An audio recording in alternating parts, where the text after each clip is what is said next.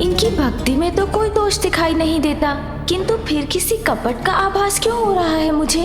अब तो मूषक जी ही कुछ पता लगाएं। ये कैसी काली छाया मेरी ओर बढ़ी आ रही है?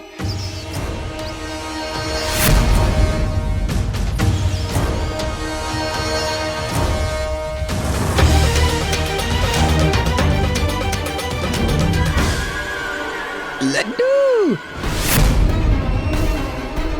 मुझे क्षमा कीजिए प्रभु, मुझसे लड्डू देखकर रहा नहीं जा रहा है। लड्डू,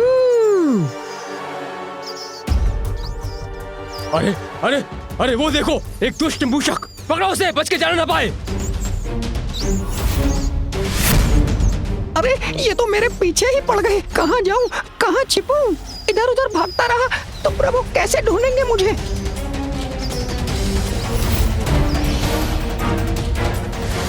भागो मूषक!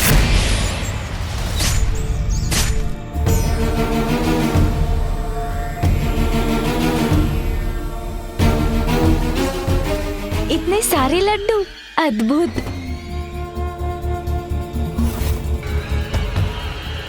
सेवक,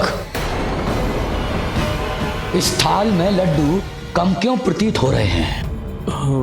वो एक मूषक था स्वामी। क्या मूषक? हाँ स्वामी, उसी ने 2 लड्डू चुरा लिए हैं। इससे पूर्व कि मैं उसे रोक पाता, वो भाग गया। आप चिंता मत कीजिए, प्रतीत होता है मेरे वाहन मूषक जी लड्डुओं में से अपना भाग ले गए। अब ये लड्डू मेरे ग्रहण करने की बारी है।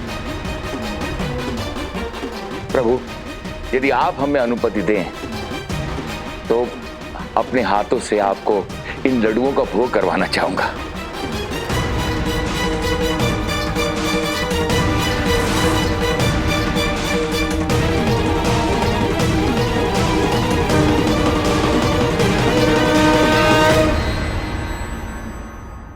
मूषक जी मुझसे पूर्व कभी लड्डू नहीं लेंगे। अवश्य वो किसी विशेष कारण से लड्डू उठाकर ले गए हैं।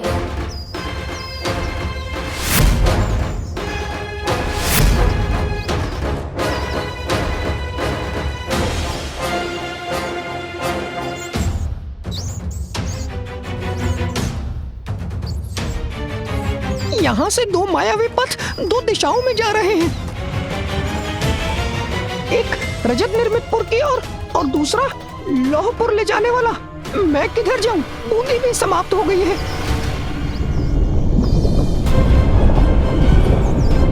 अरे ये सभी तत्व तो इस ज्वालामुखी पर्वत में प्रवेश कर रहे हैं।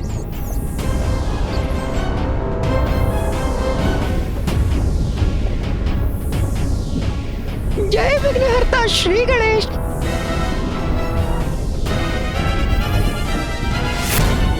श्री गणेश, मेरी रक्षा कीजिए।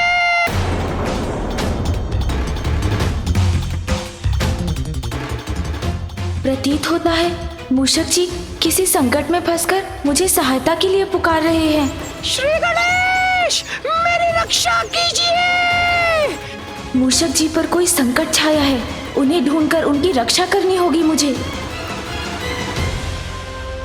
शीघ्र ऐसा उपाय ढूंढना होगा जिससे मैं मूषक जी को ढूंढने यहाँ से चला भी जाऊं और किसी को ज्ञात भी ना हो। यही उचित होगा। ये सभी यहीं स्तंभित हो जाएंगे और मैं वो कर सकूंगा जो आवश्यक है।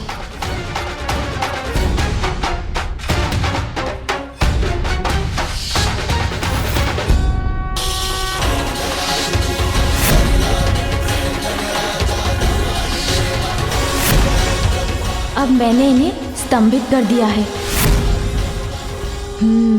अब मैं मूषक जी को ढूंढने जा सकता हूँ।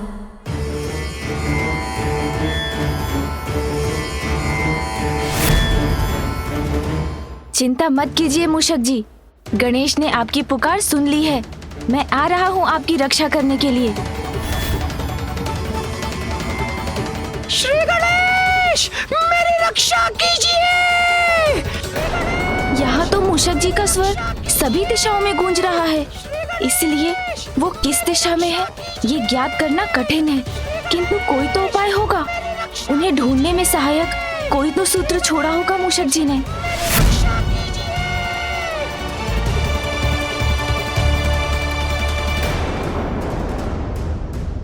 एक मूषक था स्वामी, उसी ने 2 लड्डू चुरा लिए हैं। तो ये कारण था मुझसे पूर्व लड्डू लेने का। अपने मार्ग पर बूंदी बिछाकर अच्छी चतुराई दिखाई है मूषक जी ने।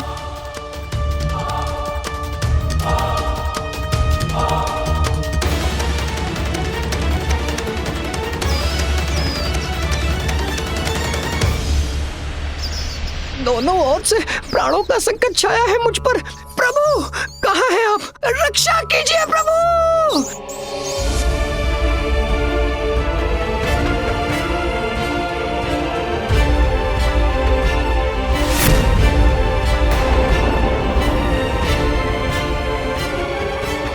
अब यहाँ से किस दिशा में जाकर ढूंढूं मूषक जी को? ज्वालामुखी, ताड़कासुर पुत्रों की इच्छानुसार मायासुर ने इस पुर का निर्माण किया था। अपनी इच्छानुसार कोई अपने पुर में ज्वालामुखी का निर्माण क्यों करवाएगा? हो ना हो, यही स्थान है जहाँ पर कोई रहस्य छुपा है।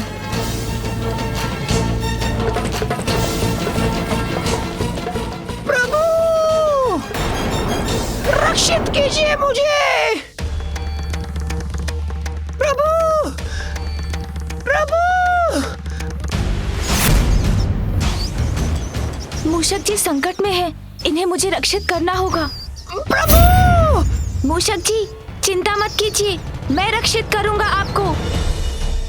मैं आ रहा हूँ मूषक जी।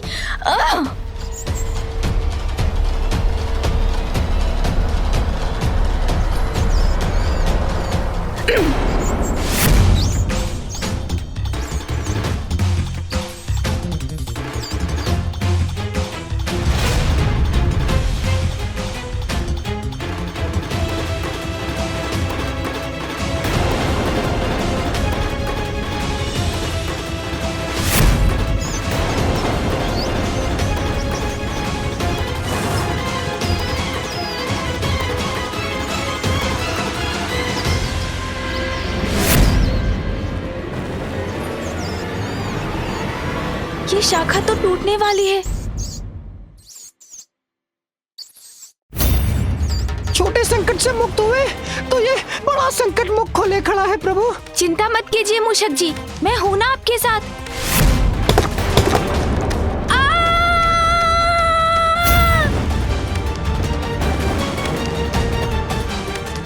प्रभु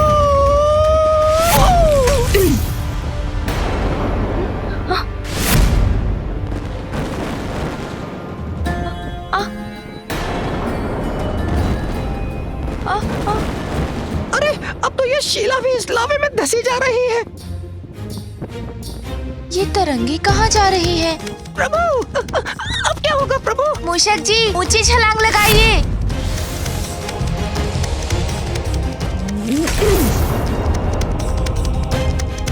धन्य है आप प्रभु, आपने अपने साहस से बड़ा रोमांचक बना दिया ये अनुभव। मूषक जी हमारे यहाँ आने का प्रयोजन रोमांच प्राप्त करना नहीं है।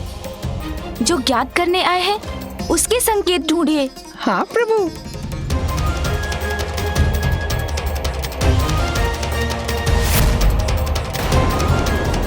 आइए मूषक जी, अब जिस कार्य के लिए यहाँ आए हैं उसे पूर्ण करें। प्रभु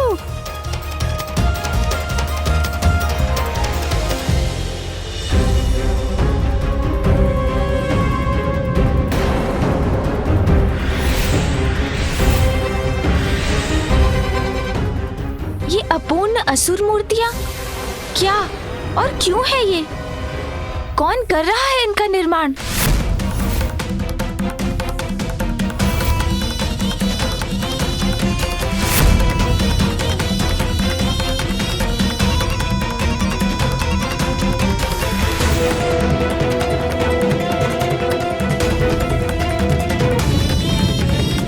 अब ये अग्नि की लपटें ऊपर उठकर ऐसे दिव्य अग्नि नेत्र का आकार लेंगी जिनसे महाविनाशी ऊर्जा प्रवाहित होंगी, जैसी महादेव के नेत्र से निकलती है। उस ऊर्जा से जो असंख्य असुर सैनिक देवताओं, पंचभूतों और त्रिपुर के तत्वों के मिश्रण से बन रही है, जीवित होगी और असुर सैनिकों में परिवर्तित होगी, जिसका विनाश असंभव है। जब तक ये पुर रहेंगे तब तक असुर सैनिक संपूर्ण संसार में असुर राज्य स्थापित करेंगे। शिव भक्ति की आड़ में इतना भयावह षड्यंत्र कौन रच रहा है?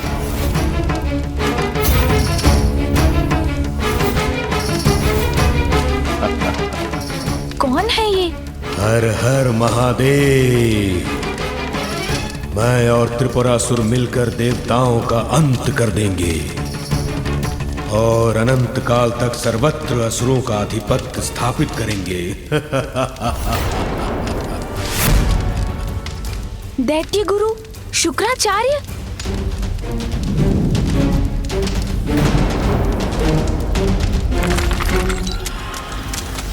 प्रतीत होता कोई छिपकर देख रहा है हमें। तो विलंब किस बात का? हम अभी चलकर उसका अंत कर देते हैं।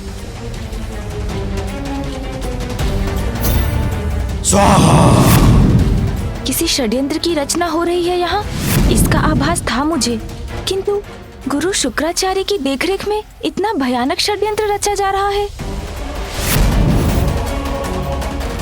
यदि ये सफल हुआ तो सृष्टि से धर्म की नींव ही हिला देगा। ये सब यहाँ होगा इस प्रकार, इसकी कल्पना भी नहीं कर सकता था मैं। तब तो प्रभु हमें सोच विचार छोड़कर शीघ्र इसे रोकने के लिए कुछ करना होगा। नहीं मूषक जी, जो भी करना है सोच विचार कर ही करना है। अभी त्रिपुरासुर अजय है। यदि ये यज्ञ सफल हुआ तो इन असुर मूर्तियों में जीवन का संचार हो जाएगा और एक ऐसी असुर सेना उत्पन्न होगी जिसे पराजित करना असंभव हो जाएगा। अच्छा प्रभु, बस आप इन मूर्तियों को लेकर चिंतित हैं?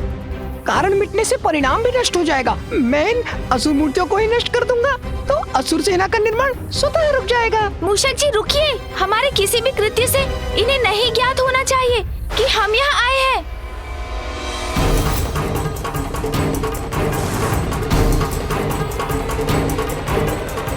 वो देखो, वो बड़े मूषक के साथ कौन है? चलो देखते हैं। अब देखिए प्रभु, मैं क्या करता हूँ। मूषक जी तो कुछ और ही समझ रहे हैं। शीघ्र इन्हें रोकना होगा।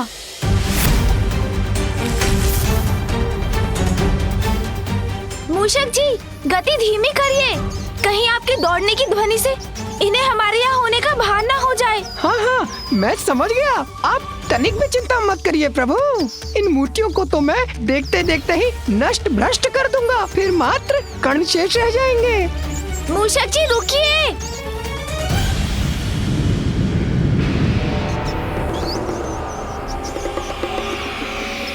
अरे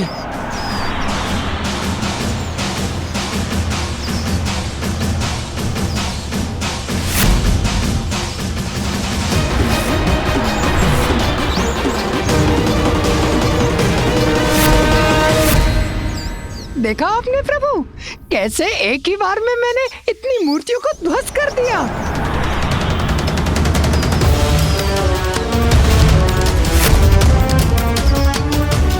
अरे ये असुर मूर्तियां तो पुनः बन रही हैं। इस उद्दंड मूषक को तो हम छोड़ेंगे नहीं।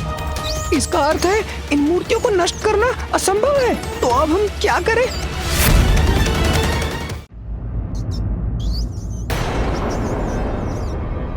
बहुत समय से ढूंढ रहे थे तुम्हें। अब आयो पकड़ में। बोलो तुम्हारा साथी कहाँ है? ये तो फंस गया मैं। अब तो प्रभु सहायता करेंगे तभी सुरक्षा होगी मेरी।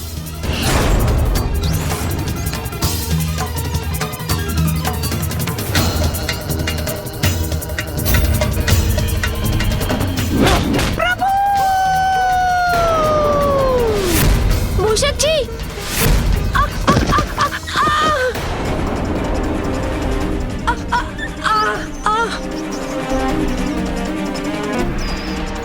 अरे तुम दोनों फिर आ गए। अच्छा आ ही गए हो तो मुझे युद्ध के लिए तैयार होने का अवसर तो दो। युद्ध करेगा एक मूषक, वो भी हमसे।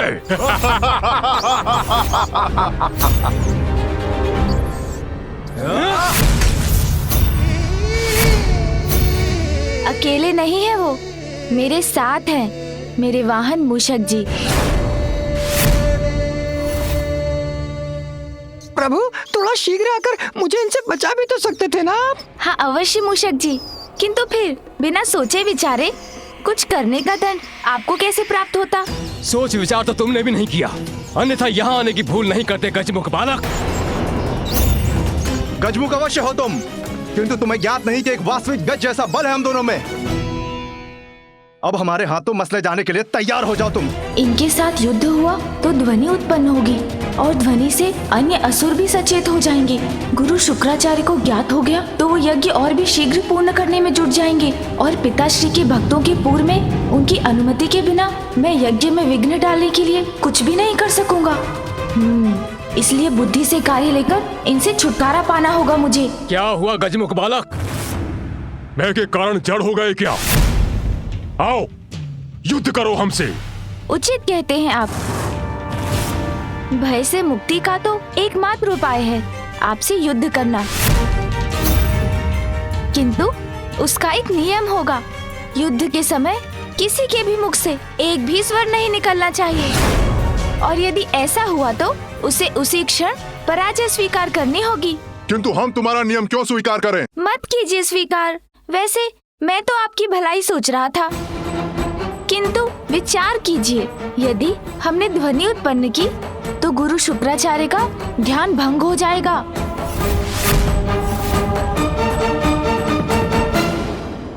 और यदि उनके तप में बाधा पड़ी तो आपको तो वो अवश्य दंड देंगे। क्यों, उचित कहा ना मैंने? उचित है, स्वीकार किया हमने।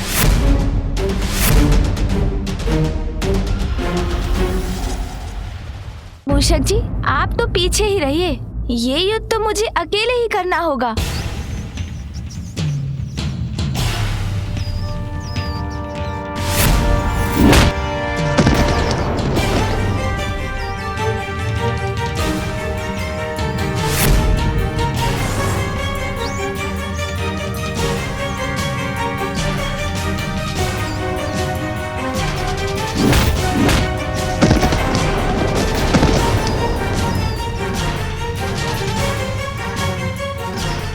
गजमुख बालक, अब नहीं बचोगे।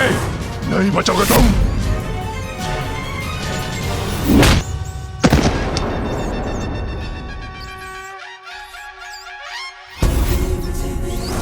हमसे छल अभी बताता हूं।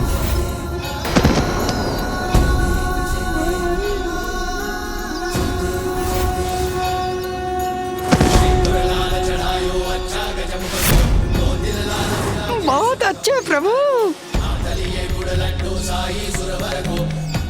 क्या हुआ असुरो, थक गए या पराजित हो गए तुम दोनों? अब शीघ्र इस युद्ध का अंत करना चाहिए मुझे।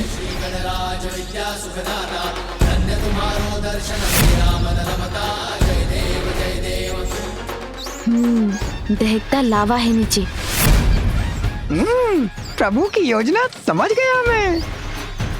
अरे तुम दोनों तो बहुत बोल रहे थे, तुम में गजबल है। करो ना, है बल तो उसका प्रदर्शन भी करो, या मेरे समान मूषक ही बन गए हो तुम दोनों। ये मूषक हमें मूषक बुला रहा है। अब ये गजमुख बालक जीवित नहीं रहेगा।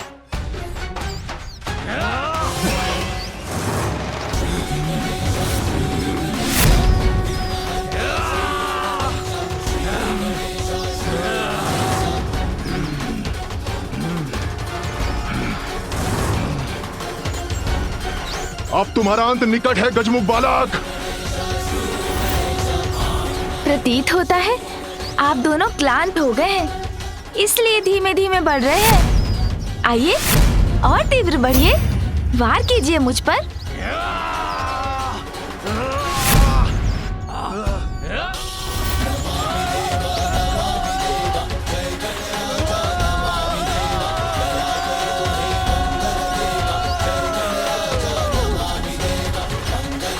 धन्य है आपकी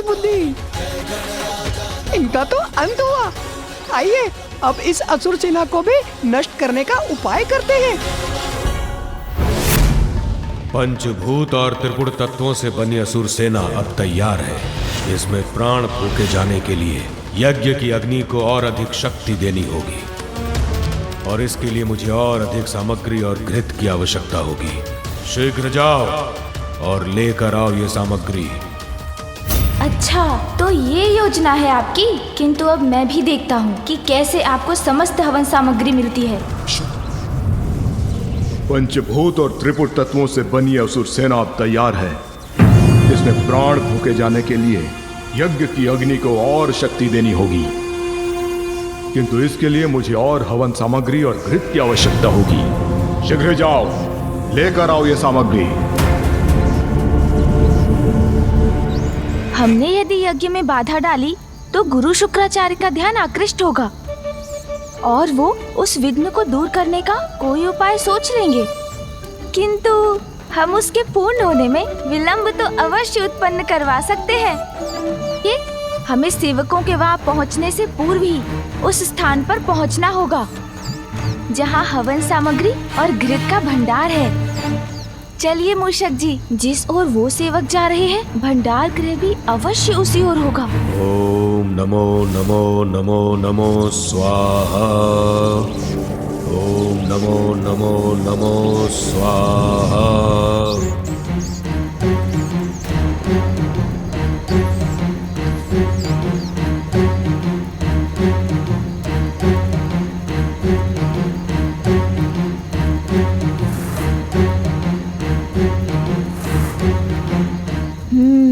तो सुरंग में है हवन सामग्री। मुझे तत्काल कोई उपाय करना होगा ताकि असुर सैनिक वहां तक पहुंच ही ना सके। हाँ, ये उपाय तो अच्छा है। सुन जी,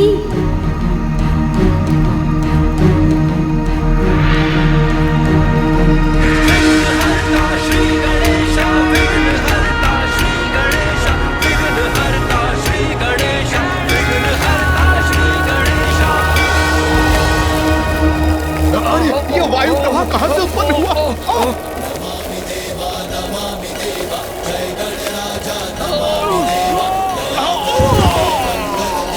बहुत अच्छे प्रभु।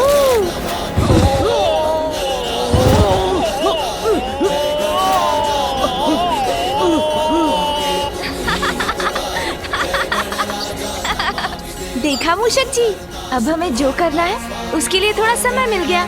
हाँ प्रभु। मूषक जी, शीघ्र चलिए भंडार के भीतर।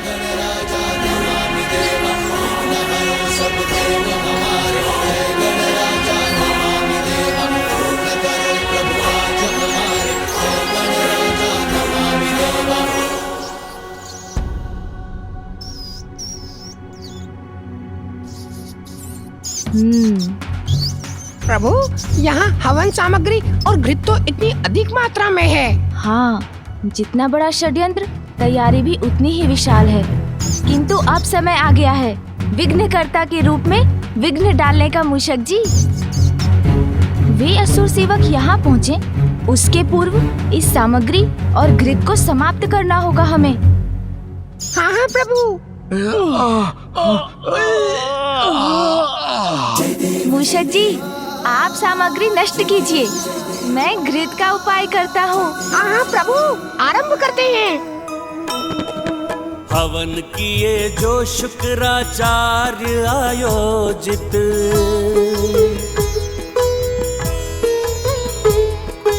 जिससे हो देव नष्ट जग का हो अहित।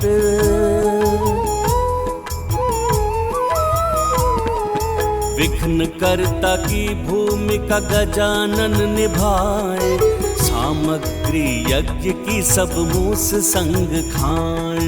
जय गणेश जय गणेश जय गणेश देवा, माता जाति पार्वती पिता महादेवा।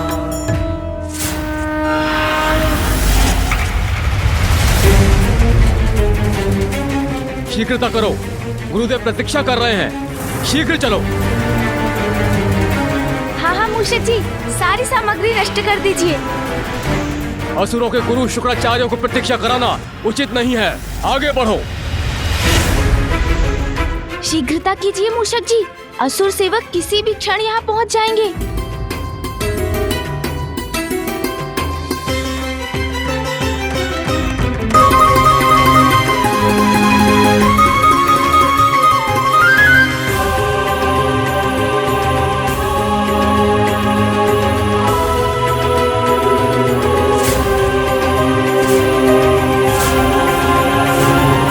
ये क्या हो गया? सारी सामग्री और घृत कहां लुप्त हो गए? गुरु शुक्राचार्य को ज्ञात हुआ तो उनका क्रोध हमें भस्म कर देगा, किंतु किसने किया ये दुस्साहस? गया कहां? ये तो अच्छा हुआ प्रभु, यहाँ उन सेवकों ने भंडार में प्रवेश किया और वहाँ हम निकल गए। अब तो वो इसी विचार में होंगे कि सामग्री और घृत को किसने नष्ट किया। हाँ मूषक जी।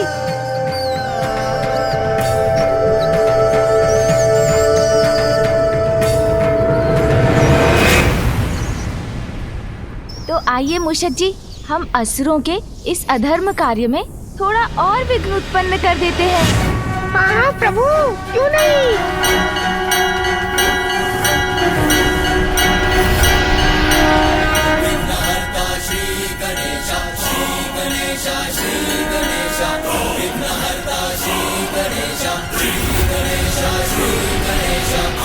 अब ये कवच गुफा में समाहित होने वाले तत्वों की शक्तियों को रोकेगी। आगे बढ़िए मूषक जी।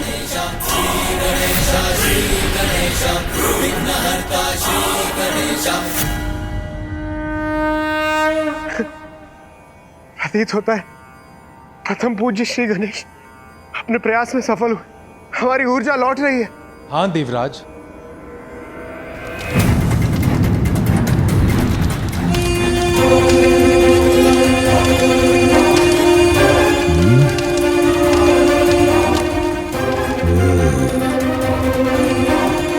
पंच तत्वों का प्रवाह क्षीण क्यों पड़ गया? प्रतीत होता है कि कोई मेरे कार्य में विघ्न डालने का प्रयत्न कर रहा है, अन्यथा मेरे कार्य की गति कम कैसे हो रही है?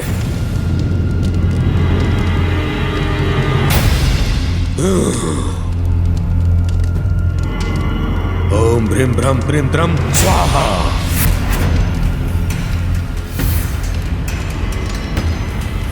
नहीं, हवन सामग्री समाप्त नहीं हो सकती।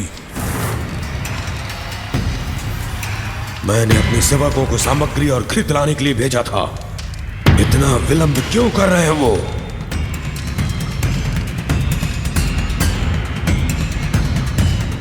अभी तक सभी स्तंभित हैं।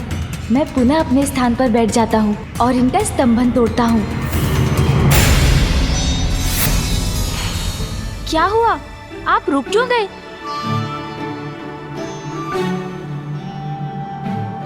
लड्डू खिलाइए ना। जी महादेव पुत्र, मैं वही करने का प्रयत्न कर रहा था।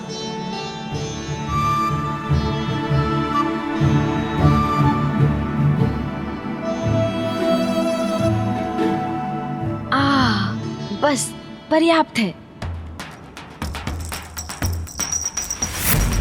क्या प्रभु, हम तो आपको लड्डू खिला ही ना सके। आपका तो एक ही लड्डू में उधर भर गया।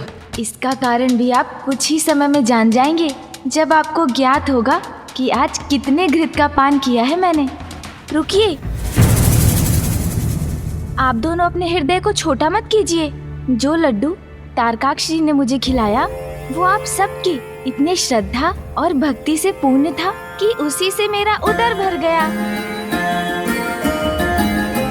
आप इन शेष लड्डुओं को त्रिपुर में प्रसाद के रूप में बंटवा दीजिएगा। जैसी आपकी आज्ञा प्रभु। अब आप मुझे अनुमति दीजिए। इतनी शीघ्रता भी क्या है? आपकी सेवा का हमें थोड़ा और अवसर दीजिए। वो अवसर शीघ्र प्राप्त होगा आपको, किंतु अभी तो मुझे जाकर पिताश्री को आपकी भक्ति और सेवा से अवगत कराना चाहिए। आपका बहुत बहुत धन्यवाद कि आपके माध्यम से हमारी प्रार्थना स्वयं महादेव तक पहुंच जाएगी। आइए।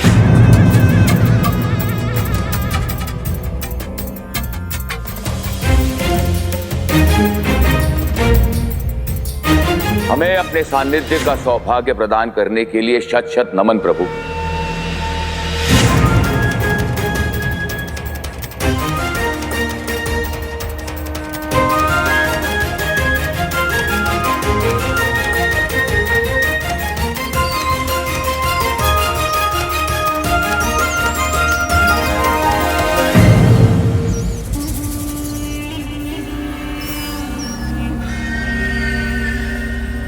महादेव पुत्र का अचानक यहाँ पर आगमन और उतनी ही शीघ्रता से प्रस्थान क्यों? संभव है भ्राताओं, ये उन दुष्ट देवताओं का कोई छल हो। भ्राताश्री, कहीं यहाँ आकर हमारा उद्देश्य तो ज्ञात नहीं कर लिया महादेव पुत्र ने? तुम दोनों शीघ्र जाओ और जाकर देखो क्या आचार्य शुक्राचार्य का कार्य सुचारू रूप से चल रहा है या नहीं। अब हमारे वास्तविक प्रयोजन में और विलंब नहीं होना चाहिए। बहुत प्रतीक्षा की है इस दिवस की, अब और नहीं, अब और नहीं।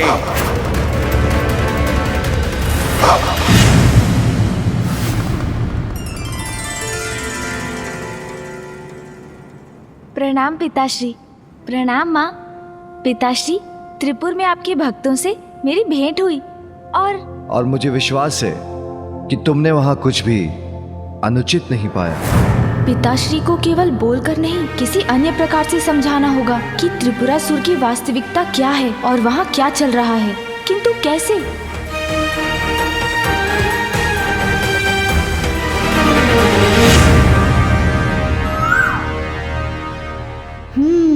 मिल गई युक्ति। अवश्य पिताश्री, आपका विश्वास उचित है। अनुचित का तो लेश मात्र भी नहीं था वहाँ। किंतु मैं आपको कुछ और भी दिखाना चाहता हूँ। पिताश्री, माँ, मेरे साथ आइए ना।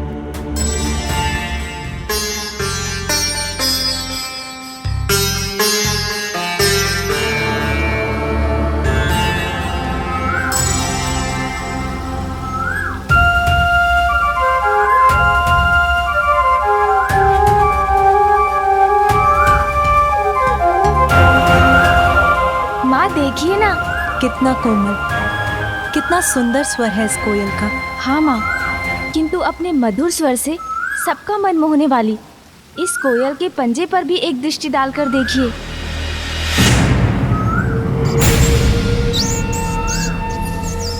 कभी कभी कोमलता के पीछे अपनी क्रूरता छिपाने वाले अपने ऊपर पवित्रता और धार्मिकता का ढोंग रचते हैं। मीठी वाणी बोलते हैं, किंतु उनके भीतर कुटिलता छिपी होती है।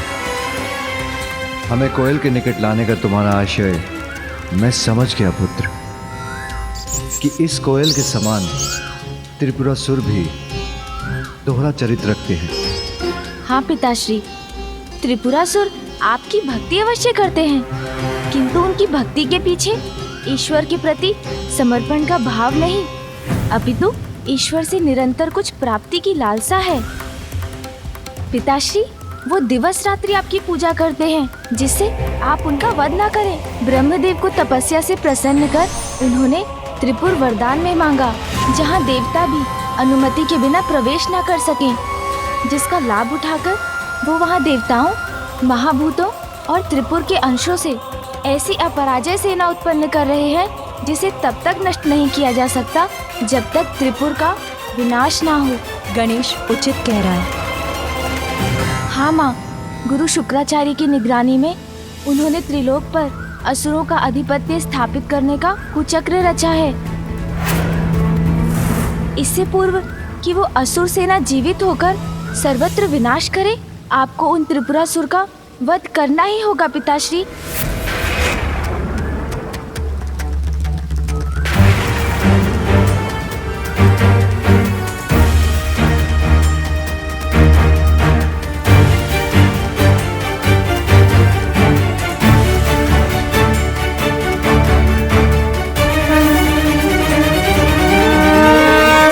मुझे दिखाई दे रहा है, त्रिपुर का नाश करने के लिए जो अनिवार्य स्थिति है वो अभी उत्पन्न हो रही है। स्वामी, यदि अभी आपने विलंब किया तो अगले सहस्त्र वर्षों तक त्रिपुर का नाश असंभव है।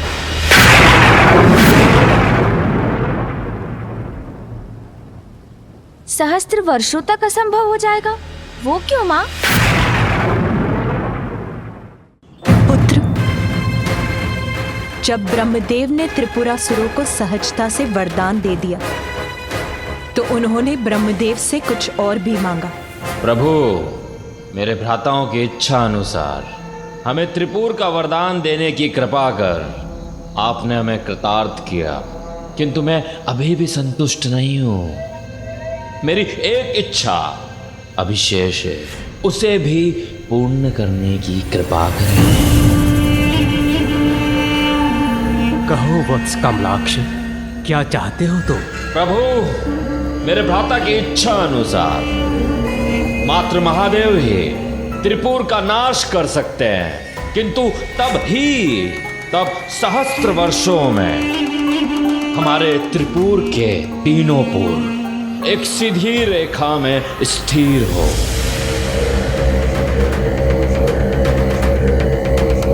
और जब शिवजी अपने एक ही बाण में हमारे तीनों पूरों पर प्रहार करे, जो बाण ना हो, और वो बाण उस धनुष से चले जो धनुष ना हो,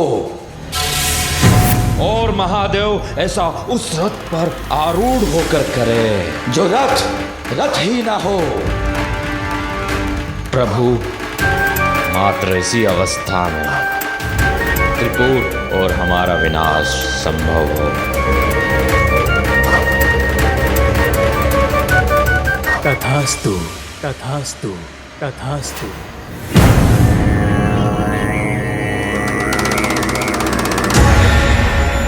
अर्थात यही उचित अवसर है उनके विनाश का, अन्यथा त्रिलोक पर उनका आधिपत्य स्थापित हो जाएगा और सर्वत्र अधर्म का अंधकार छा जाएगा। जिनके मुख पर सदा मेरा ही नाम रहता है, अपने उन अनन्य भक्तों पर मैं अपने अस्त्र कैसे उठा पाऊंगा गणेश?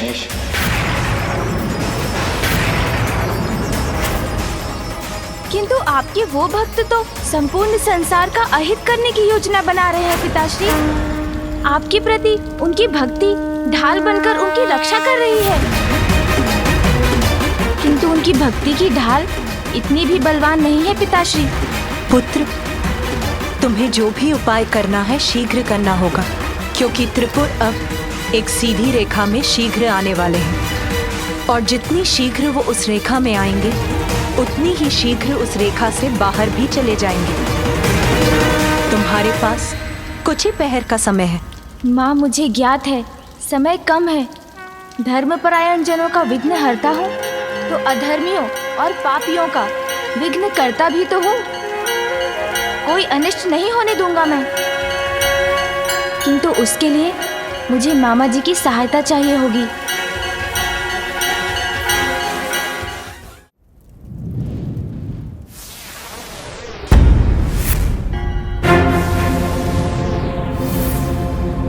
ये कैसा विघ्न है? अकस्मात ये अवरोध कैसे उत्पन्न हुआ?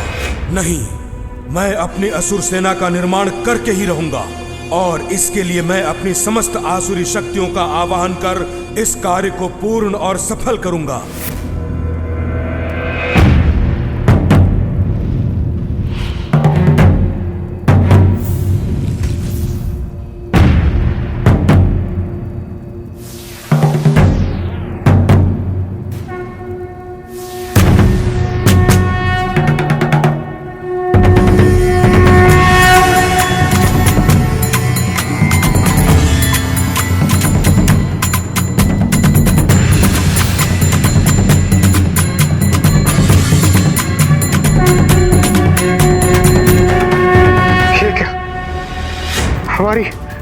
हमारी ऊर्जा पुनः क्षीण हो रही, अर्थात संकट अभी टला नहीं।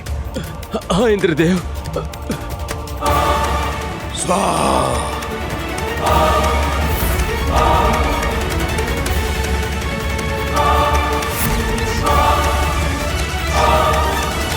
अपनी रक्त की आहुति देकर भी इस यज्ञ की अग्नि को बढ़ाने की आवश्यकता होती तो वो भी करता मैं, किंतु अपनी असुर सेना और इस यज्ञ पर आंच कदापि नहीं आने देता। त्रिपुर के एक रेखा में आने के पूर्व इस असुर सेना को जीवित करूंगा, फिर त्रिपुर का कोई विनाश नहीं कर सकेगा।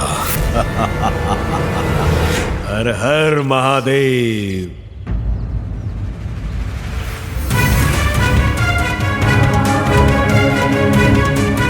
हमें शीघ्र त्रिपुरासुर को रोकना होगा, इससे पूर्व कि त्रिपुर सीधी रेखा में आकर सर्वत्र विनाश का कारण बने।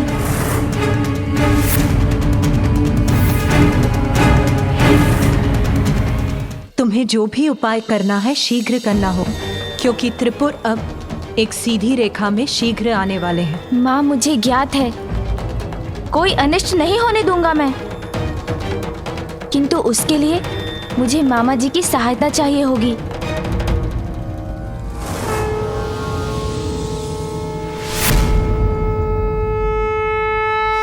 मुझसे कैसी सहायता चाहते हो भांजे? मामा जी, त्रिपुरासुर के भीतर छिपी कुटिलता को उजागर करने में मेरी सहायता कीजिए। अपने भक्तों को दंडित करने में संकोच कर रहे हैं महादेव, इसलिए तुम मेरे पास सहायता के लिए आए हो भांजे। प्रभु शिव शंकर को अपने भक्तों को दंड देने में उसी प्रकार संकोच होता है जैसे एक उद्दंड बालक को सुधारने के लिए उसके स्नेही पिता को होता है। उचित है महादेव भोलेनाथ जो ठहरे। मामा जी, किंतु आप तो भोले नहीं है ना, आप तो सहज ही उन दुष्ट त्रिपुरासुर का वास्तविक रूप उजागर करने में सक्षम है, इसलिए उनकी परीक्षा लीजिए। मेरी विनती है, उजागर कर दीजिए उनका गुप्त भेद। त्रिपुर को मिटाकर अधर्म का नाश करने का यही एकमात्र अवसर है मामा जी। त्रिपुरासुर के मन का मैल सामने लाने के लिए मेरे तन का मैल ही पर्याप्त है।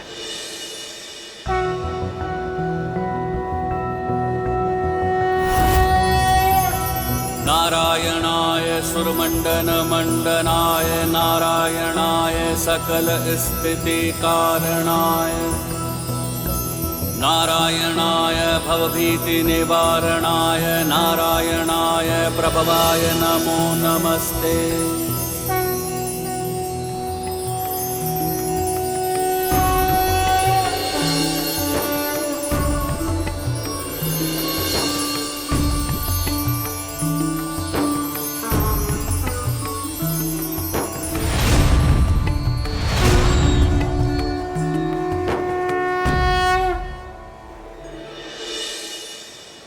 प्रणाम प्रभु। प्रणाम माता। आपके तन के मैल से उत्पन्न हुए इस अरिहन के लिए क्या आदेश है प्रभु? गणेश के निर्देशानुसार मिथ्या भक्ति की परत के पीछे जो छुपे हैं उनके मन के मैल को सामने ले आइए। जो आज्ञा प्रभु। अरिहन जी, इसके लिए अधिक समय नहीं है हमारे पास, क्योंकि त्रिपुर समीप आकर एक सीधी रेखा में आ रहे हैं और जब तक वो उस रेखा में रहेंगे उसी अवधि में उनका विनाश किया जा सकता है। अवश्य।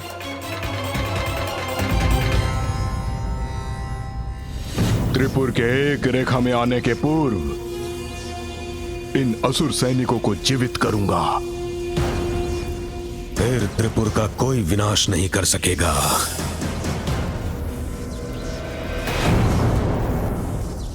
यज्ञ की अग्नि तो मंद पड़ती जा रही है, इस अग्नि को और तीव्र करने की आवश्यकता है। मुझे और आहुति देनी होगी।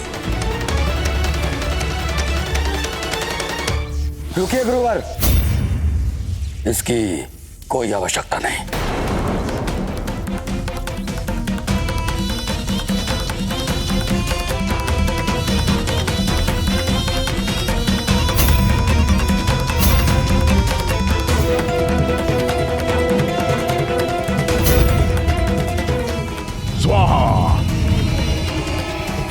ओम नमो नमः। गुरुवर, अब ये यज्ञ कदापि नहीं थमेगा, शीघ्र ही चरम पर पहुंचेगा अपने। आप चिंता मत कीजिए गुरुवर, मैंने भंडार को पुनः यज्ञ सामग्री और घृत से भर दिया है।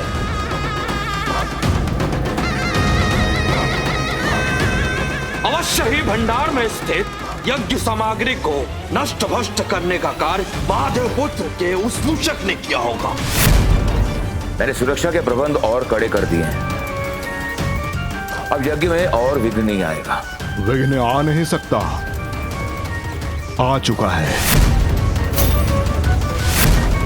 गणेश बन रहा है विघ्नकर्ता। देवताओं पर असुरों का आधिपत्य स्थापित करने की हमारी गुप्त योजना ज्ञात है उसे। वो विघ्न उत्पन्न करने का प्रयास अवश्य करेगा, किंतु मैं अपने उद्देश्य में अडिग रहूंगा। इस संघर्ष में केवल और केवल असुरों की विजय होगी। हम सावधान रहेंगे गुरुवर, परंतु आप व्यर्थ ही चिंता कर रहे हैं। जब तक महादेव की कृपा दृष्टि हम पर है, हमें कोई नष्ट नहीं कर सकता। ये भक्ति का ढोंग हमें तब तक और ढोना होगा जब तक हमारे पूर्व सीधी रेखा से पार नहीं आ जाते, और जिसके बाद सहस्त्र वर्षों तक हमारा कोई अहित नहीं कर सकेगा।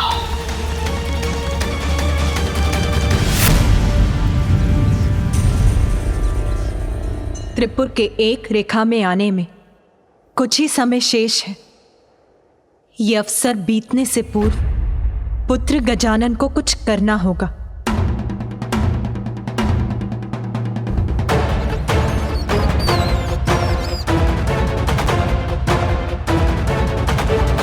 अरिहंत जी, आप मेरी योजना भली भांति समझ गए ना? हाँ माता पार्वती नंदन श्री गणेश, मैं न केवल आपकी योजना भली भांति समझ गया हूं, अपितु आपकी बुद्धिमत्ता और आपकी चतुराई का प्रशंसक भी बन गया हूं।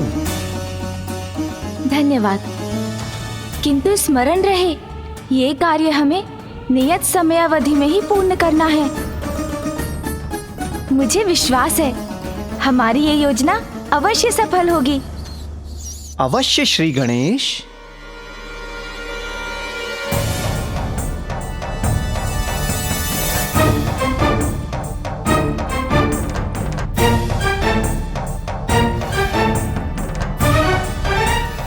मैं नारायण का अंश अरिहंत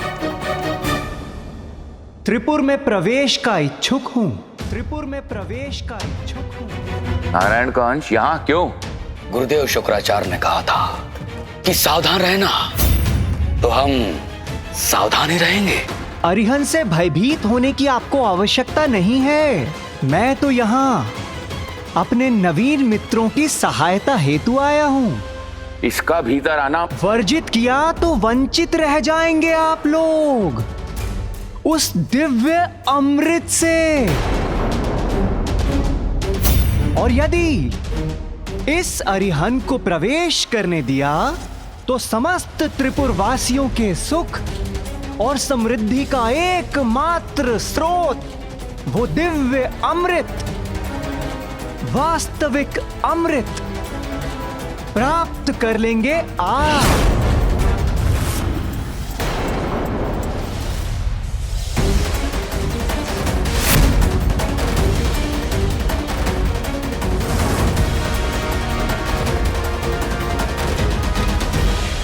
किंतु यदि आप तीनों को मुझ पर शंका है और यदि आपको वो दिव्य अमृत नहीं चाहिए तो मैं चला। कहीं छल तो नहीं है?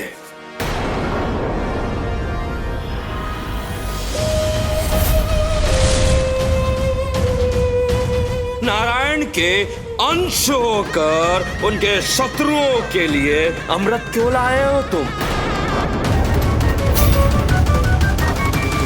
आपका कहना उचित है। अंश हूं उनका, मित्र नहीं। सेवक हूं उनका, किंतु शुभ चिंतक नहीं। जिस प्रकार आप असुरों को कोई भी स्वीकार नहीं करता, ठीक उसी प्रकार इस अरिहंत का भी तिरस्कार किया है स्वयं नारायण ने। नारायण के मैल से उत्पत्ति हुई है मेरी, इसीलिए मुझे अपनी स्वयं की इस उत्पत्ति को वो आप असुरों के समान मैल ही मानते हैं। और इसलिए यह स्वाभाविक है कि मेरी और आपकी मित्रता हो जाए।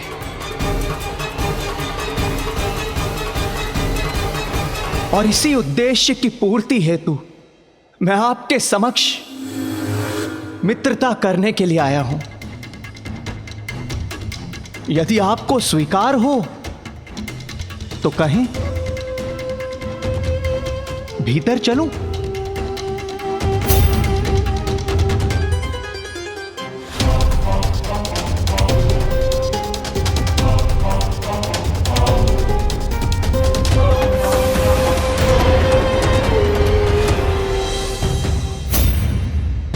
अरिहंत जी तो अपने बुद्धि के बल पर त्रिपुर के भीतर प्रवेश करने में सफल हो गए।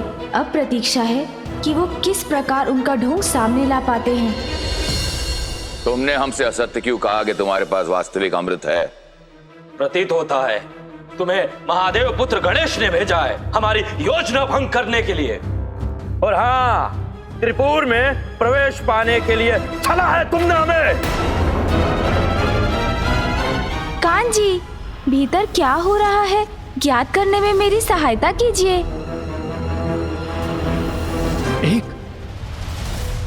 एक विषैली छाया का प्रकोप है आपके मन पर, इसीलिए तो आप दुखी हैं, अत्यधिक चिंताग्रस्त हैं, तनाव में हैं आप और इतने भयभीत हैं। किंतु आपके दुखों का नाश करने वाला, आपकी इस विषैली छाया को हटा देने वाला दिव्य अमृत है अरिहंत के पास।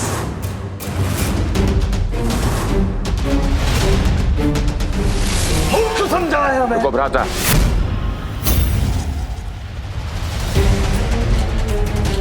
तुम कौन से विष को हटाने की बात कर रहे हो? हम तुम्हें एक और अवसर देते हैं।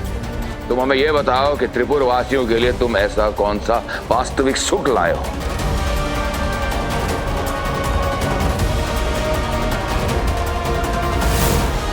अरिहंत जी प्रयास तो कर रहे हैं, किंतु त्रिपुर की सत्यता जानना इतना भी सरल नहीं है। महादेव की भक्ति का ढोंग ये भी तो एक विष के समान ही है, किंतु उसी विष से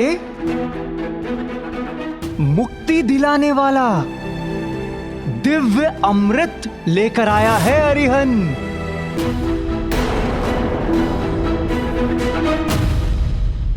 आपकी बुद्धि और आपके हृदय, इन दोनों में केवल और केवल एक ही प्रबल इच्छा व्याप्त है, और वो है भोग, विलास, आनंद उठाने वाली इच्छा।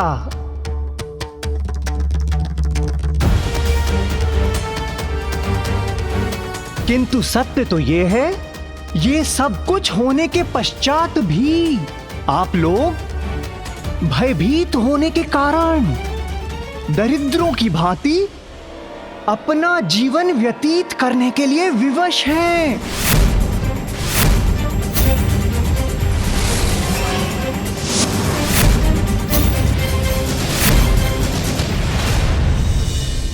हमें भयभीत पुकारने का दुस्साहस कैसे किया तुमने?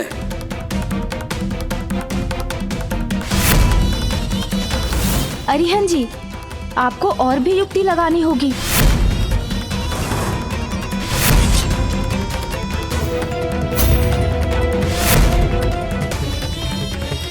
शिव भक्त भक्ति का ढोंग करते करते कठिन धर्म का पालन ऐसे घोर कष्ट उठा रहे हैं आप, और त्रिपुर जैसे संपन्न पुरों के अधिपति होते हुए भी काम, लोभ, मोह, मदिरा, इन सब से दूर क्यों हैं आप? क्योंकि शिव भक्ति से हमें सुरक्षा प्राप्त होती। त्रिपुरासुर, कैसी भ्रांति में जी रहे हैं आप? सर्वशक्तिशाली, सर्वज्ञाता, साक्षात भगवान महादेव को आप तीनों की ये ढोंगी भक्ति भली भांति ज्ञात है।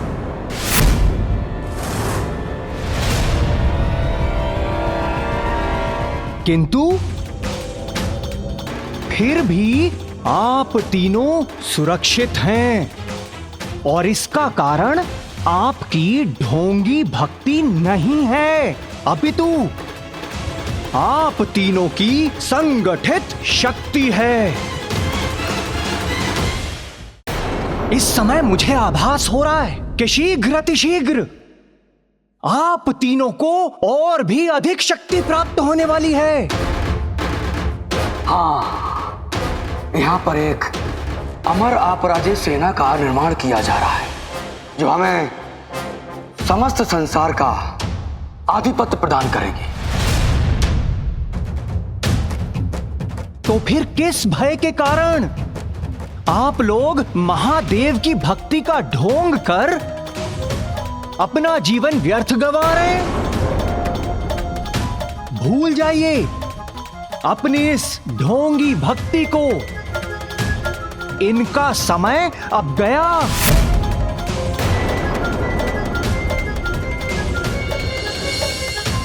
पहचानिए अपनी शक्तियों को।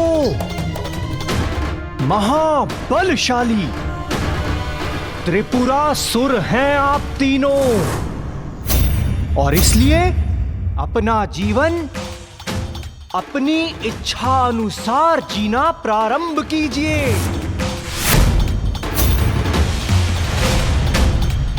ये नारायण अंश सत्य कह रहे हैं, हमें भला किसका भय। चलिए मूषक जी। जब सभी सुख सुविधाएं प्राप्त है हमें, फिर ऐसे दरिद्रों की भांति क्यों जी रहे हैं? सत्य है, भक्ति में व्यर्थ कर रहे हैं अपना जीवन।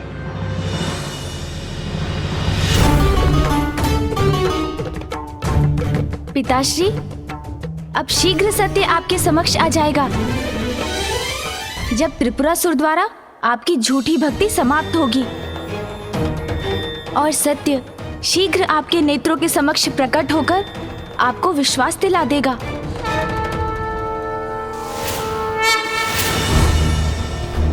प्रतीत होता है कि हमारी योजना सफल हुई। मेरी बातों से प्रभावित हो गए हैं ये तीनों असुर।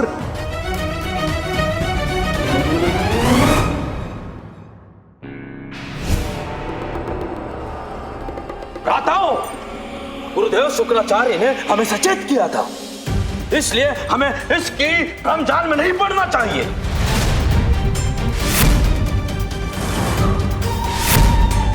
तुम्हें क्या लगा था कि तुम हमें हमारे भक्ति के मार्ग से इतनी सरलता से भटका सकोगे?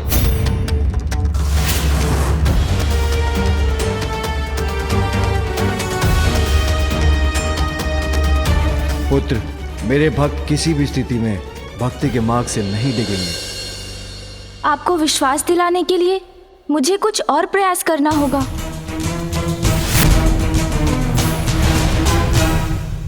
उचित है, उचित है। अरिहन को ऐसा प्रतीत हो रहा है कि आप त्रिपुरासुर उस दिव्य अमृत के सुख का स्वाद नहीं लेना चाहते, और ना ही आप तीनों को मेरी बातों पर विश्वास है। इसलिए उचित होगा कि मैं यहां से प्रस्थान कर जाऊं।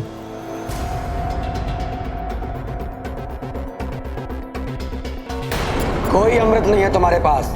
इसलिए अमृत के नाम पर हमें मूर्ख बनाने का प्रयास कर रहे हो।